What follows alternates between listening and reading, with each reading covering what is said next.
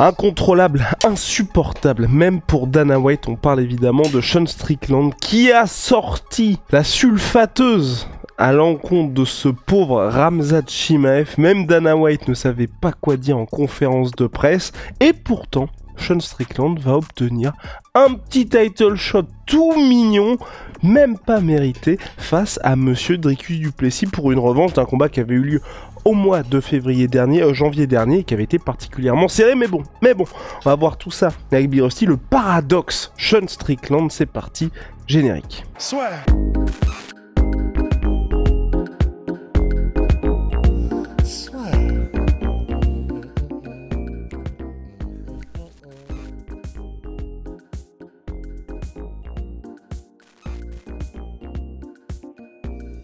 Monsieur, est-ce que tu as une petite traduction dont tu as le secret ou tu veux que je m'en charge? Je peux peut-être m'en charger, ça devrait le faire. Allez. Vas-y alors. Donc, voici ce que Sean Strickland a dit sur Instagram en parlant de Khamzat Chimaev. J'aime bien comment le monde fait comme si il n'y avait pas de problème avec ce mec-là. Le mec construit sa vie en Suède, il devient meilleur ami avec un monstre absolu qu'il a acheté grosso modo comme une P-U-T-E, mais il met que le mot W, en parlant de Ramzan Kadyrov, le leader tchétchène. Quand la laisse, donc la laisse qu'on met à un chien, quand la laisse était un peu trop serrée, eh ben, il s'en va et il se barre au Moyen-Orient. Donc ça, c'était à propos du fait que maintenant Khamzat vit aux Émirats Arabes Unis. Tu ne devrais même pas avoir le droit de venir dans ce pays, en parlant des États-Unis. Tu t'as vendu ton âme à un terroriste dictateur, tu n'es pas compatible avec l'Amérique. Dieu merci, on n'envoie pas de frappe de drone dans cette partie du monde, dans cette espèce de bac à sable de partie du monde. Je commence à être malade que l'UFC oublie que c'est une compagnie américaine avant tout.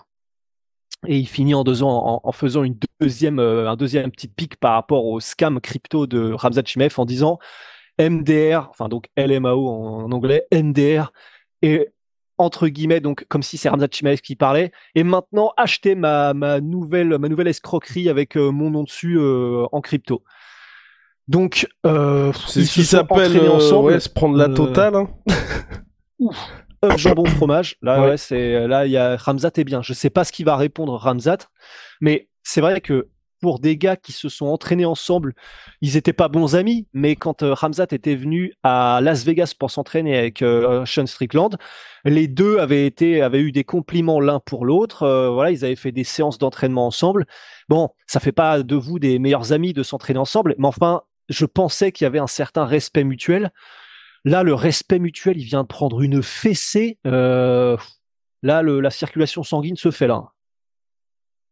Je suis bien d'accord avec toi. Non, je trouve que c'est... Et puis même le fait que Dana White était assez gêné en conférence de presse par rapport à ses commentaires. Non, c'est chaud parce que c'est personnel, c'est basé, c'est pas que sur des trucs qui sont quand même ultra...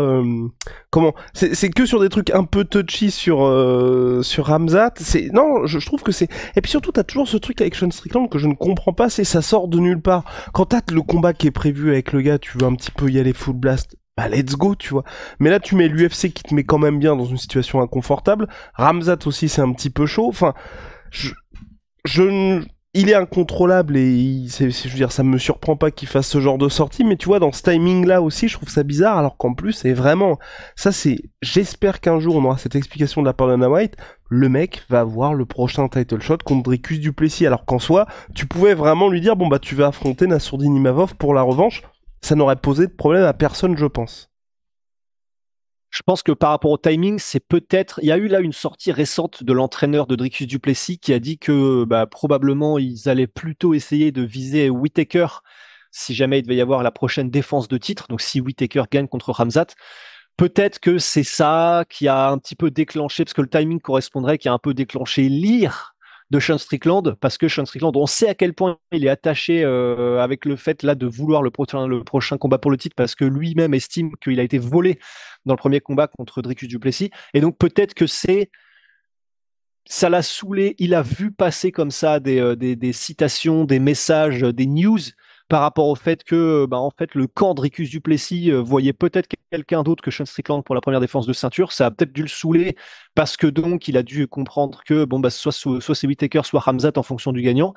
Et donc il s'est dit mais Khamzat, et là il a dû partir sur son espèce de diarrhée verbale. Mais c'est vrai que c'est chaud parce que bon, au moins par contre, la seule bonne nouvelle dans tout ça, c'est que donc, on le savait déjà, mais bon, ça nous le rappelle, il n'y a donc aucun filtre imposé verbalement de la part de l'UFC sur les combattants. Parce que alors, s'il y en avait un, jamais un truc comme ça ne sortirait de la part des combattants. Mais c'est, par exemple, ça, le ONE FC le fait, enfin, il y a des compagnies qui le font, hein, de vouloir imposer un espèce de politiquement correct et que ça ne Ah, mais dépasse pas même la certaines bornes. NBA, même toutes les ligues. Parce que là, ce qui Ouais. vient de sortir, c'est une de tes superstars envoie des bastos à un homme politique, une de tes figures de proue, et mine de rien, à toi aussi qui te prend des bastos parce que t'as quand même ce gars-là sous contrat et qui est mis en avant par ta propre organisation. C'est un peu chaud. Et ouais. C'est pour eux, niveau business, surtout quand tu vas retourner au Moyen-Orient ce mois-ci, bon. Ouais, c'est ça. En fait, c'est ça le problème, c'est que tu vois, je serais surpris si les Saoudiens ou des gars avec lesquels l'UFC fait du business au Moyen-Orient, quand Sean Strickland, grosso modo, alors il a dit Sand Pit, donc il a pas dit trou à merde ou un truc comme ça pour parler du Moyen-Orient, mais il a quand même dit, enfin, cette espèce de fosse en sable, machin. Enfin, c'était pas un truc qui était dit de manière gentille. Et c'est vrai que si t'es un Saoudien qui file, si t'es le Saoudien qui file 20 millions à chaque event pour l'UFC pour aller dans leur pays faire du truc, je pense que du coup, je serais étonné qu'il y en ait pas au moins un dans l'équipe qui dise à Dana White, bon écoute Dana White, ton combattant, on te file du blé, mais ton combattant qui arrête pas de nous insulter, s'il te plaît, essaie de le calmer un peu. Et là, l'UFC qui ne veut pas faire ça, parce que l'UFC c'est leur grande force quand même d'avoir des combattants qui peuvent s'exprimer comme ils veulent, bah ça les met en porte-à-faux. Bon, alors, il a parlé de Ramzan Kadyrov, Sean Strickland.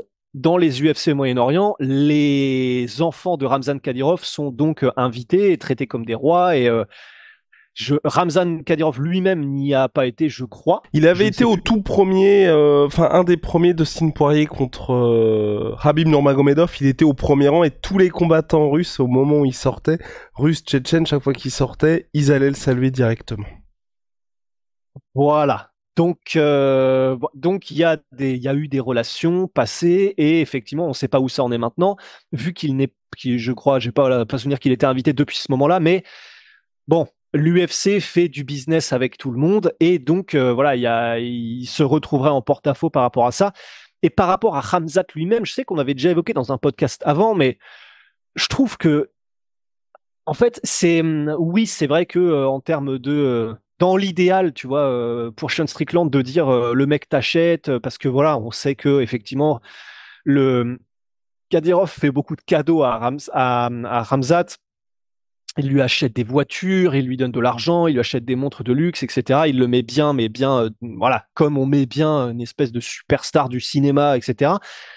Mais en fait, le truc que je me dis à chaque fois, c'est alors ouais, et donc là, Sean Strickland peut dire le mec t'achète et machin, alors que c'est un terroriste dictateur, tout ça. Mais en fait, personnellement, à chaque fois, je peux pas empêcher de me dire, mais on a tous envie de se dire que on est meilleur et qu'on serait des résistants et qu'on serait Jean Moulin. Putain, quand t'as effectivement donc t'as Ramzan Kadyrov qui est là, t'as toute ta famille qui est en Tchétchénie et grosso modo, si tu prends position contre lui publiquement, déjà je sais pas s'il a envie de le faire, hein, il a peut-être même pas envie de le faire du tout, Ramzat, mais si tu le fais, tu mets toute ta famille qui peut finir dans des sacs poubelles et découpée en morceaux ou j'en sais rien. Bon, alors oui, c'est vrai, on a tous envie voilà le point levé et de dire voilà égalité sur terre et machin et pas de guerre et pas de dictateur. Alors ouais, quand c'est ta famille qui est en jeu, je sais pas si on aurait tous les mêmes couilles, tu vois. Donc oui, d'accord, mais je trouve que de la part de Sean Strickland de dire des trucs comme ça, c'est pas que c'est irresponsable, mais c'est que je pense qu'il est intelligent, Sean Strickland, mais des bails comme ça, pour moi, c'est tellement excessif. La situation est tellement plus complexe que juste ça, tu vois. Oui, non, c'est clair. Puis il est à cheval entre deux cultures aussi, Khamzat Chimaev. Et c'est vrai que oui, on va dire c'est un peu facile parce qu'il n'est pas du tout dans cette situation-là, Sean Strickland. Ouais, bah c'est ça. Et Ça n'empêche pas de critiquer, hein. C'est clair que, bah, par exemple, effectivement. Alors, je vais faire attention à ce que je dis parce qu'en fait, j'ai jamais vu ce qu'il avait dit exactement. C'est par rapport au fait qu'il s'est barré de Suède, Khamzat Chimaev. Bon, si je comprends bien, je pense qu'effectivement, ça doit être un truc qui est culturel et que, en gros, il a fait sa hijra et qu'il est parti parce qu'il était, je crois, hein, Mais pas il y en avait aussi accord cette avec. question avec les impôts où il avait payé vraiment beaucoup d'impôts. Il y avait Ah ça ouais? aussi. Oui, oui, Bon, parce ouais, que à Abu bon. Dhabi, ce qui est important, c'est qu'il n'y a pas d'impôts, hein, donc. Ah oui, bah quand t'es effectivement à Abu Dhabi, enfin Dubaï, tout ça, c'est la fête du slip effectivement quand t'es étranger. Mais en fait, et et d'ailleurs c'est pour ça que probablement que même Habib lui-même a été faire pas mal de business au Moyen-Orient, bien sûr. Mais et donc c'est critiquable. Il y a plein de trucs que font Hamzat qui sont critiquables de ses choix, que ce soit perso, business, etc. Vestimentaire. Le fait de se et donc voilà, il y a des critiques qui sont faisables. Le fait qu'il se barre de Suède alors que la Suède l'a peut-être beaucoup aidé. Enfin, j'en sais rien. Là, pour le coup, je n'en sais rien. Mais tout ça, c'est des trucs sur lesquels on peut le critiquer. On peut aussi effectivement parler du fait qu'il est ami avec Ramzan Kadyrov et que, bon, vu les agissements de Ramzan Kadyrov, voilà, c'est pas ouf. On peut critiquer tout ça, mais d'utiliser des mots aussi forts et de juger de manière aussi péremptoire comme si c'était aussi facile et comme si effectivement, enfin, comme tu dis, en fait, comme c'est Sean Strickland, il a un vécu de malade, mais il n'est pas dans la situation de Khamzat Chimaev, il n'est pas dans la situation, ouais, c'est ça, d'un émigré de Tchétchénie qui se retrouve un petit peu pris sous l'aile de Ramzan Kadyrov. Et voilà, c'est pas facile et c'est dur de juger comme ça, quoi. Et puis même au-delà de ça, hein, enfin, je veux dire, Ramzat Chimaev aujourd'hui, c'est la fierté du pays aussi. Donc il est mis en avant, enfin que ce soit Kadyrov ou que ce soit son successeur, si jamais il y a un successeur un jour ou quoi, mais à un moment donné, tu vois, tu peux pas renier ça aussi parce que d'un côté, forcément, je me souviens qu'il y avait eu le même problème avec Enes Kanter, je crois, c'était un joueur de basket en NBA qui était justement lui qui vivait aux États-Unis et qui n'appréciait pas du tout et qui était complètement en opposition avec ce qui se passait en Turquie, son pays d'origine. Et en gros, il a dû dire complètement adieu à son pays d'origine à partir du moment où où il y a eu cette prise de décision. Et c'est vrai que pour quelqu'un, lui, il aimait son pays aussi. Bah, tu dis adieu à l'équipe nationale. Tu vois, il y a plein de trucs que tu mets de côté. Donc c'est vrai quand t'es dans la position d'un athlète qui à l'heure actuelle est dans cette situation-là, bah est-ce que t'es prêt aussi à faire ça? Parce que Enes Kanter, ce qui s'est passé, c'est qu'il y a eu vraiment un avant-après. Forcément, ensuite, le sportif n'était plus pareil parce qu'il pouvait plus quitter le pays. Enfin, il y a plein de trucs qui se sont mis en route pour que le gars, en fait, à partir du moment où tu fais ça, c'est vraiment un acte politique. Et donc, quand t'es dans ton prime, quand t'as quand même une carrière UFC à faire, bon, est-ce que c'est le bon moment aussi? Enfin, c'est ça qui est un peu compliqué, forcément. Enfin, le gars est aussi un sportif de base et son job, c'est de faire des performances dans la cage. Quand tu commences à faire ça, oui, c'est beau, mais tu mets énormément en jeu et je pense qu'à la fin, enfin, si Ramzat un jour se met dans une situation comme ça, on ne te reconnaît plus pour ça et preuve en est, c'est que les rares gars qui ont fait des choses comme ça, même par exemple Mohamed Ali avec la guerre au Vietnam, enfin, le gars, il n'a pas Ouais, voulu, il a sacrifié son prime pour ça. Et c'était un Américain, on ouais. parle pas d'un pays, tu vois, où tu peux te dire, ouais, les gars, ils font des dingueries. Non, on parle des États, certes, c'était une autre époque, mais on parle des États-Unis. Le mec a sacrifié son prime pour une prise de position politique. Est-ce que Ouais. Sean Strickland, est-ce que tous les mecs, quand t'es à ces années-là, que t'as donné toute ta vie pour être à ce moment-là, on te dit à Sean Strickland, mais en fait, pendant 5 piges, là, tu vas pas combattre et tu reviendras dans 5 ans, est-ce que t'es prêt à faire ça? C'est exactement ce que tu disais. Peut-être pas, sachant que dans une situation où si tu dis rien, tout le monde te met bien aussi, tu vois. Donc Ouais. c'est là que c'est un peu Et, compliqué. peut- et peut-être que Sean Strickland est ce gars-là, hein. Peut-être. Et donc voilà, on ne sait pas. Ça se trouve effectivement. Et il faut dire aussi, et tu vois, par rapport à ce que tu disais, par rapport à Enes Kanter, il y a aussi, je sais pas si tu te souviens, mais il y a récemment, je crois que c'était un lutteur iranien qui a été exécuté, je crois, dans son pays, donc en Iran, parce qu'il s'opposait au régime actuel. Et alors que, enfin voilà, le mec était donc un des athlètes les plus proéminents du pays. Ils l'ont, enfin je crois que c'était pendu, ils l'ont littéralement pendu. Mais effectivement, après, tu vois, par exemple, tu as aussi des trucs que dit Ramzat qui me font penser que, et ça par exemple, c'est critiquable, tu vois, quand il dit va falloir que j'aille chercher la ceinture à Dricus Duplessis, ce mec est gay et il faut rendre la ceinture aux gens normaux. Bon, bah, par exemple, ça, oui, là, c'est absolument immonde et ça, on peut le critiquer et dire, oh, enfin, ça, Et c'est ce qui me fait penser que peut-être effectivement, bon, bah voilà, quand il s'est barré de Suède, ça peut être pour des trucs comme ça. Et donc, ça, on peut le critiquer et dire, bah mec, non, enfin, ça, c'est, on n'est pas d'accord et machin et tout ce qu'on veut. D'accord. Mais effectivement, en tout cas, c'est. Mais en fait, voilà, ça reflète bien le truc, tu vois, c'est que il y a des trucs qui sont critiquables de ouf avec, en tout cas, de notre point de vue occidental par rapport à Khamzat Chimaev, mais d'y aller autant hardcore, de dire que t'es la prostituée de Ramzan Kadyrov, de dire que le Moyen-Orient c'est un espèce de trou de fosse à sable ou machin et que ça mérite d'envoyer les drones et que j'espère que tu n'auras jamais de trucs pour venir aux États-Unis. Enfin, c'est le problème, c'est qu'il y a dénoncer un truc et il y a être tellement excessif que tu décrédibilises un petit peu toi-même ta prise de position, quoi.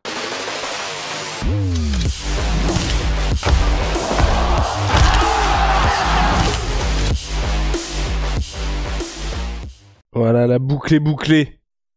Ouais. Allez, on va se retrouver très vite, monsieur. Ciao. Sweet pea. Merde, j'ai plein de trucs en plus, normalement. En 30%. T'as tout my prot là? Ouais. Avec le code la sueur, putain de merde. Attends, tu vas faire exploser le pull là. Ouais. Et puis Oli Molly Révolution dans les boissons énergisantes, les gars, ça aussi ça bouge pas. Code la sueur 5-5 € si vous avez déjà commandé chez eux. Code la sueur 10-10% plus en ce moment. Il y a le calendrier de l'avant, boisson de réhydratation, été glacé. Calendrier de l'avant. Les calendriers de l'avant, été glacé. C'est